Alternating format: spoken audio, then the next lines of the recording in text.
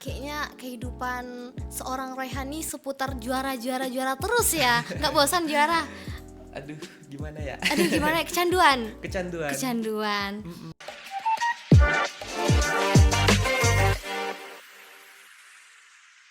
Assalamualaikum warahmatullahi wabarakatuh.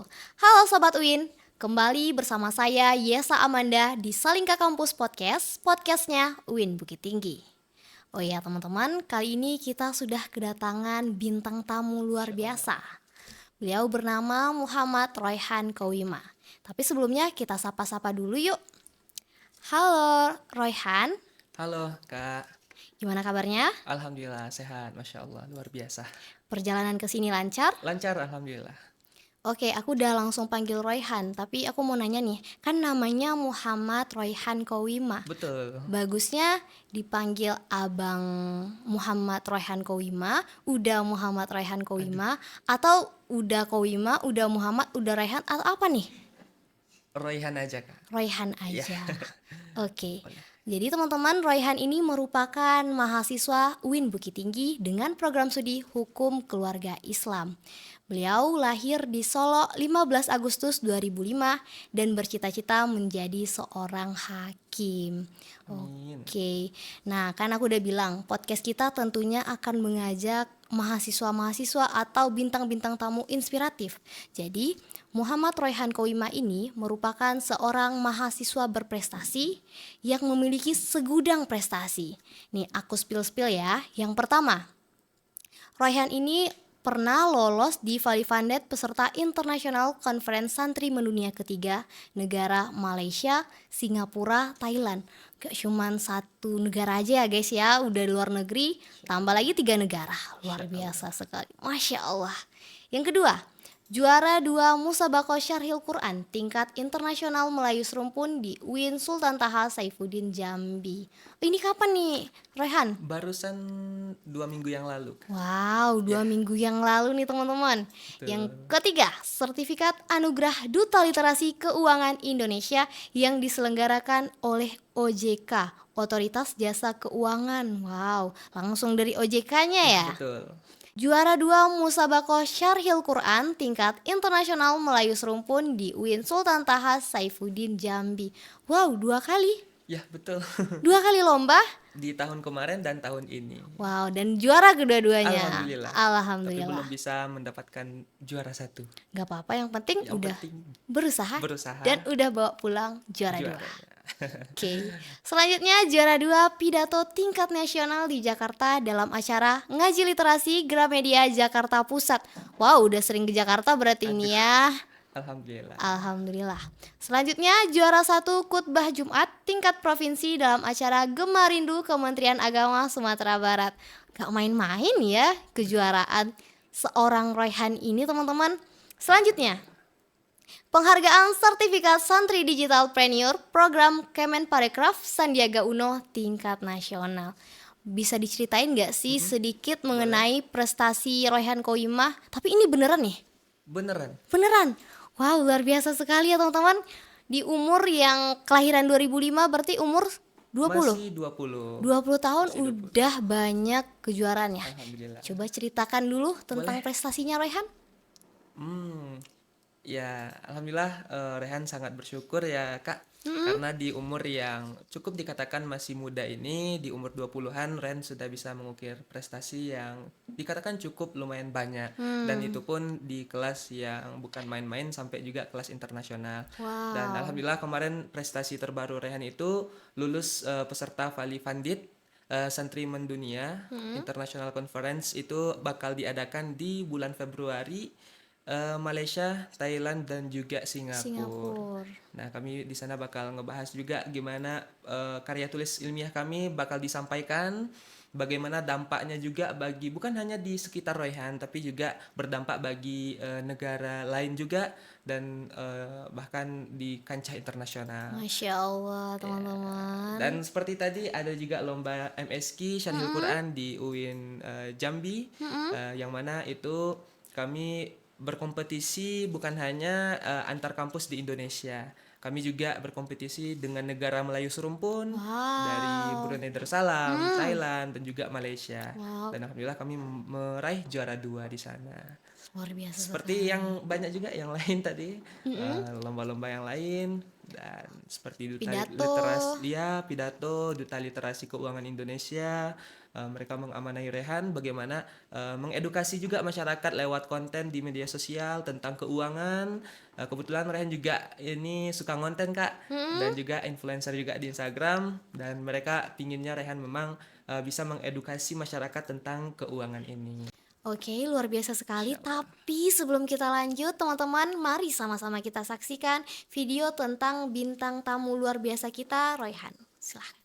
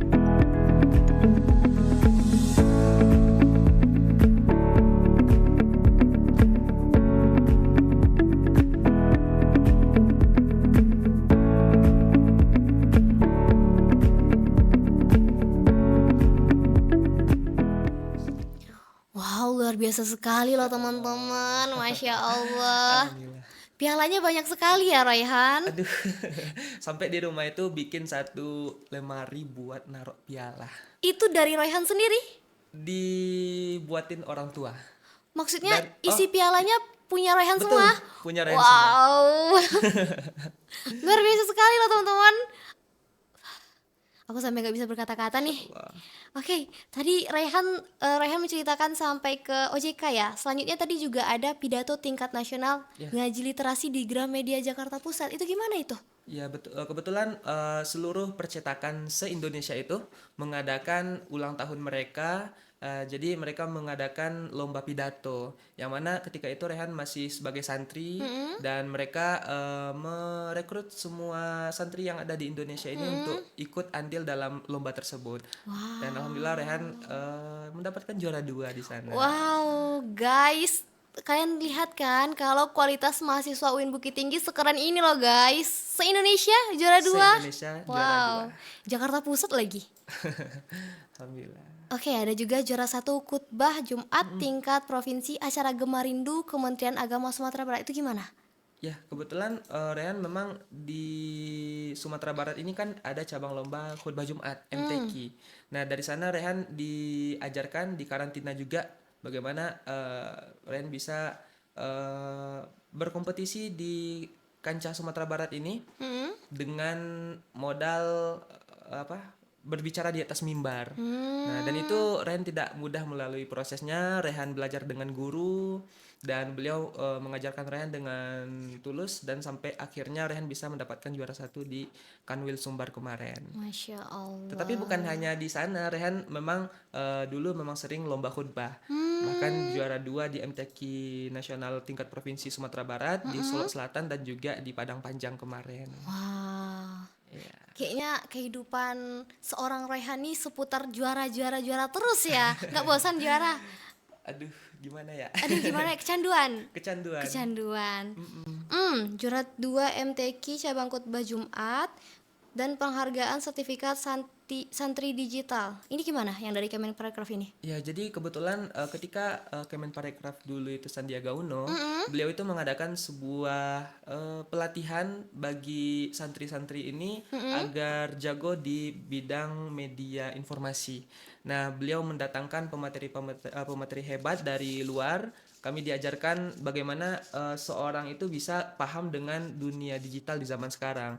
Mulai diajarkan dari podcast, membuat podcast yang baik, diajarkan cara memakai kamera, merekam video dengan baik, dan juga kami diajarkan bagaimana cara bikin konten.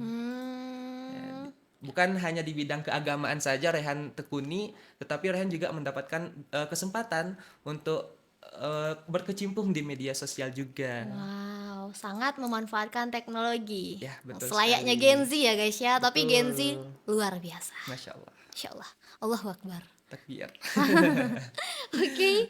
Teman-teman, tadi kan kita udah lihat nih kalau Muhammad Royhan Koima ini punya bahkan lemari piala ya, saking banyaknya piala. Penasaran gak sih apa sih awal mulanya kepikiran oleh seorang Rehan ini untuk meraih atau mengumpulkan piala sebanyak itu?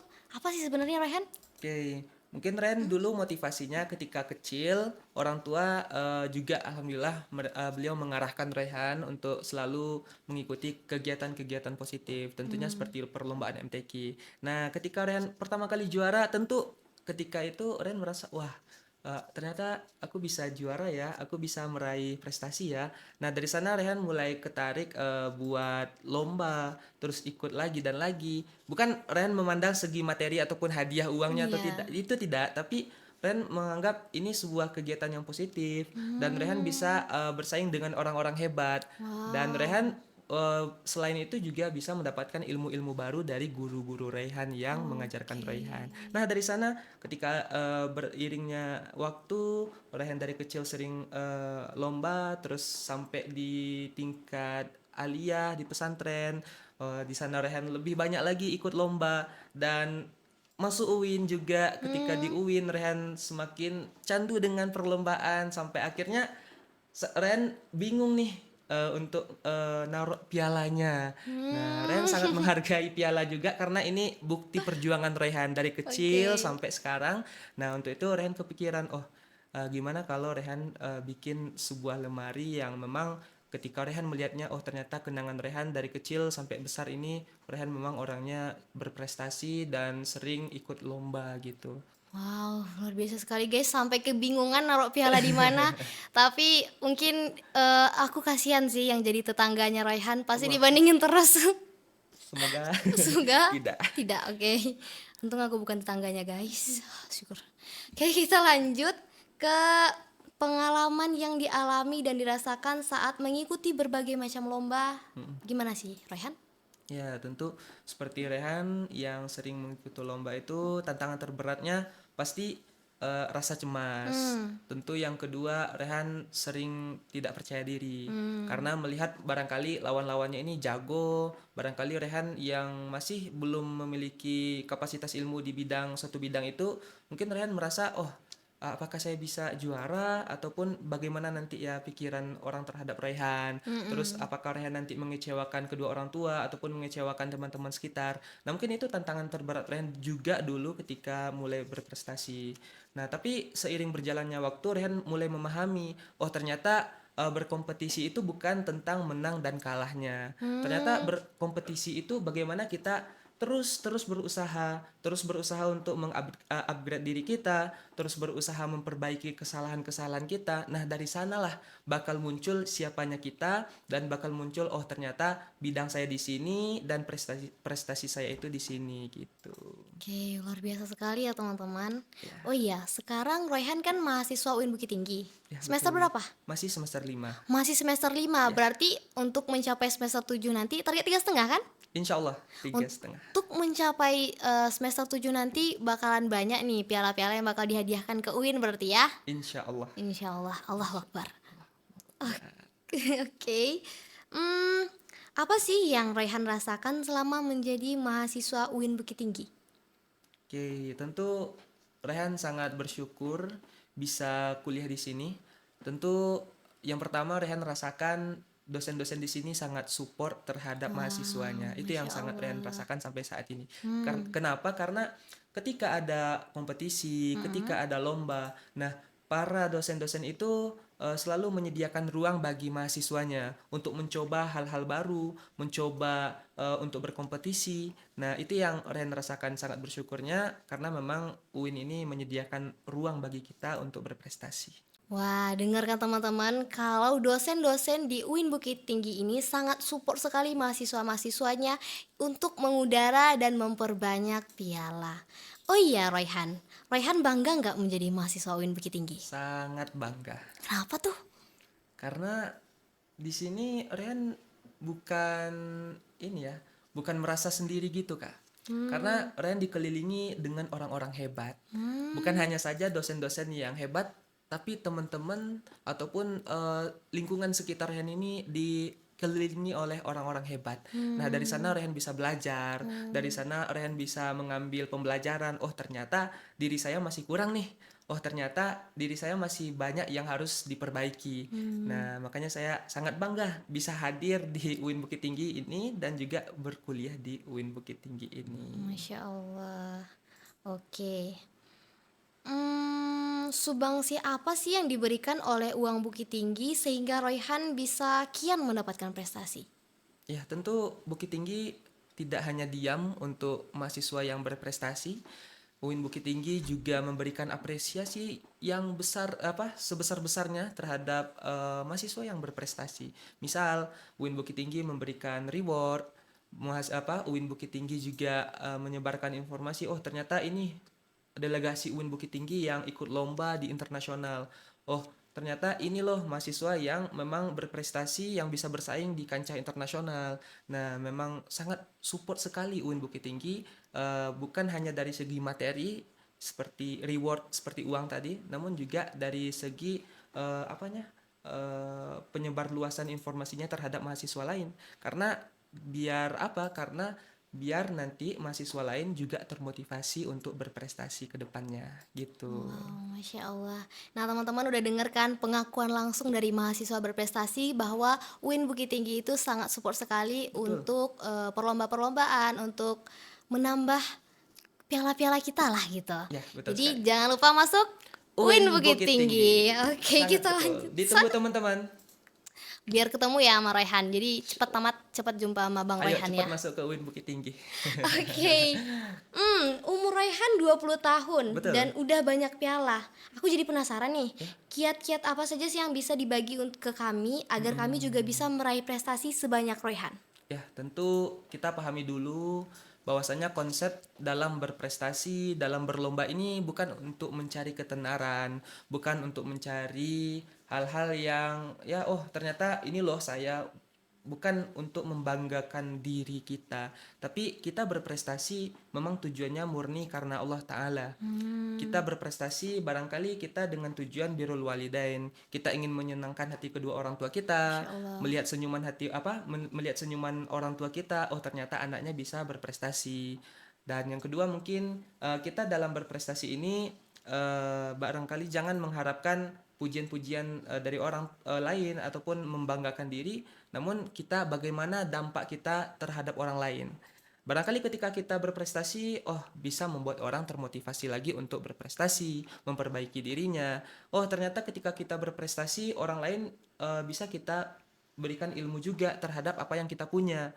Ketika Rehan punya ilmu tentang khutbah Jumat, tentang pidato, ke depan Rehan bisa memberikan ilmu itu kepada orang lain juga. Karena khairun nas anfa'uhum linnas. Sebaik-baiknya manusia itu memang manusia yang bermanfaat bagi manusia yang lain gitu. Nah, ketika kita memang bermanfaat bagi manusia lain, insya Allah Allah akan berikan jalan-jalan terbaiknya bagi kita gitu. Oke, Masya Allah sekali ya pemikiran dari seorang Raihan ini. Alhamdulillah. Alhamdulillah. Royhan, ada kendala nggak atau hambatan dengan prestasi dan mengikuti lomba dengan proses pembelajaran di kampus? Selama di kampus, Rehan tentu ketika kita berprestasi ataupun lomba pasti ada hambatannya, terutama dari segi waktu. Iya. Nah, di sana Rehan melihat hambatan itu menjadi sebuah tantangan juga bagi diri Rehan gitu.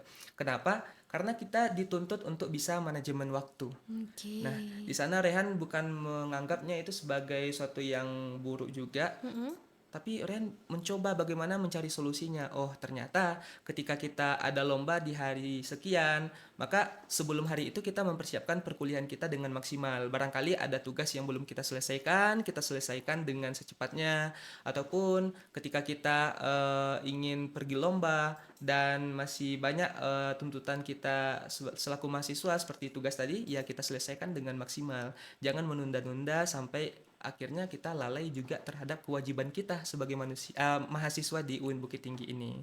Oke, Gitu. luar biasa sekali. Oh iya, teman-teman, tadi kan di awal aku ada menyebutkan kalau Raihan ini bercita-cita menjadi seorang hakim. Bisa diceritakan kenapa Raihan pengen jadi hakim?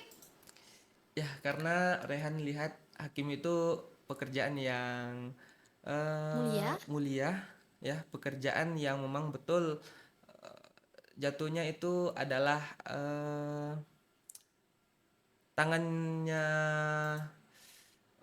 saksinya Allah, ya, karena kita menentukan apakah suatu perkara itu memang betul ataupun memang layak dimenangkan ataupun memang ini orang salah harus kita salahkan.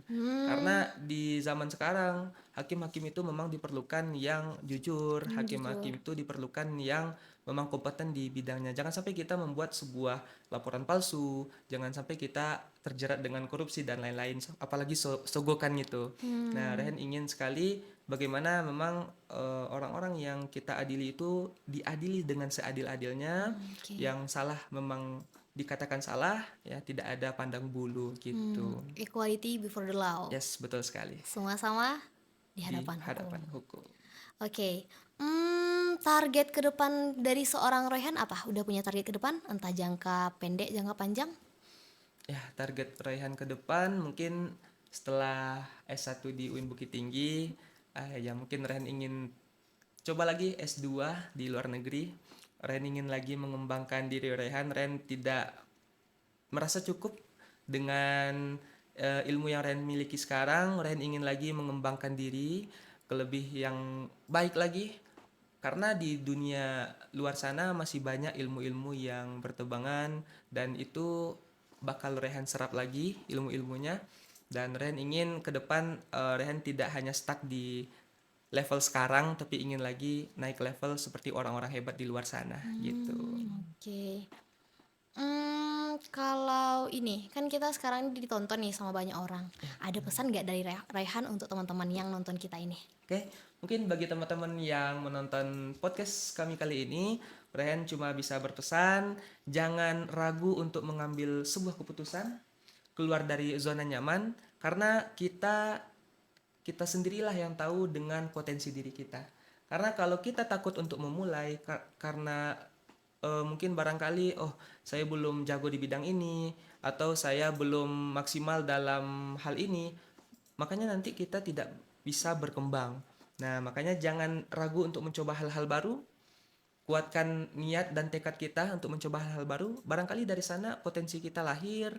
Barangkali dari sana keahlian kita semakin kuat dan semakin jago di bidang kita yang kita tekuni tadi. Nah, itu pesan teman-teman. Jangan menyerah karena kita masih muda. Oke, harus terus mencoba. Harus terus mencoba. Mungkin bisa diajak teman-teman yang lain atau maba-maba di bawah yang nantinya akan masuk jadi maba ya untuk masuk ke UIN Bukit Tinggi dan juga masuk ke jurusan atau fakultas kita. Oke, boleh. Bagi mungkin maba ya. Maba atau calon-calon Oke, mahasiswa besok. calon-calon mahasiswa silakan nanti jangan ragu lagi untuk masuk ke UIN Bukit Tinggi, karena UIN Bukit Tinggi memang betul menyediakan fasilitas untuk mahasiswanya, bukan hanya mahasiswa berprestasi, tetapi mahasiswa yang memiliki talenta dan bakat lain yang memang bakal bibit-bibit orang-orang yang sukses ke depannya. Nah, jangan ragu terus teman-teman di sini yang ingin masuk UIN Bukit Tinggi bisa lihat bukti nyatanya, ya. Jangan ragu lagi, dan teman-teman insya Allah jikalau teman-teman memang punya tekad untuk memperbaiki dirinya, punya tekad untuk selalu semangat dalam mencoba hal-hal baru, insya Allah Allah akan kasih jalannya gitu. Dan jawabannya ada di UIN UIN Bukit Bukit Tinggi. Tinggi. Oke. Udah di penghujung nih, kita udah bincang-bincang banyak juga dari seorang Royhan yang merupakan mahasiswa berprestasi yang juga aktif di media sosial sebagai content Content creator. creator. Ya, Hmm, betul. jadi karena udah di penghujung, teman-teman besok juga jangan lupa saksikan untuk podcast-podcast selanjutnya karena nanti juga bakal diundang bintang-bintang tamu luar biasa seperti Royhan ini, teman-teman. Oh iya, sebelum kita tutup mau dengerin nih closing statement dari Royhan. Silahkan Royhan. Oke, mungkin closing statement dari Raihan, jadilah manusia yang bermanfaat bagi manusia yang lain, khairunas anfa'uhum linnas, karena memang itulah tujuan kita hidup. Kita tidak dilahirkan hanya jago untuk diri kita saja, tapi kita harus juga berbagi ilmu kita dengan orang lain. Tentunya ketika teman-teman memiliki kesulitan dalam mencoba hal-hal baru, ingat bahwasanya fa inna ma'al usri yusra, inna ma'al usri yusra. Setiap kesulitan itu pasti ada kemudahan. Tetap semangat dan jangan berhenti untuk mencoba hal-hal baru. Wah, luar biasa sekali teman-teman. Kecanduan sebenarnya ini ngobrol Masya sama Allah. seorang Royhan, tapi karena ini udah penghujung waktu, kami pamit undur diri. Saya Yesa Amanda, minta maaf jika ada kata-kata yang salah. Wabillahi taufiq wal hidayah. Wassalamualaikum warahmatullahi wabarakatuh. Bye Waalaikumsalam. bye.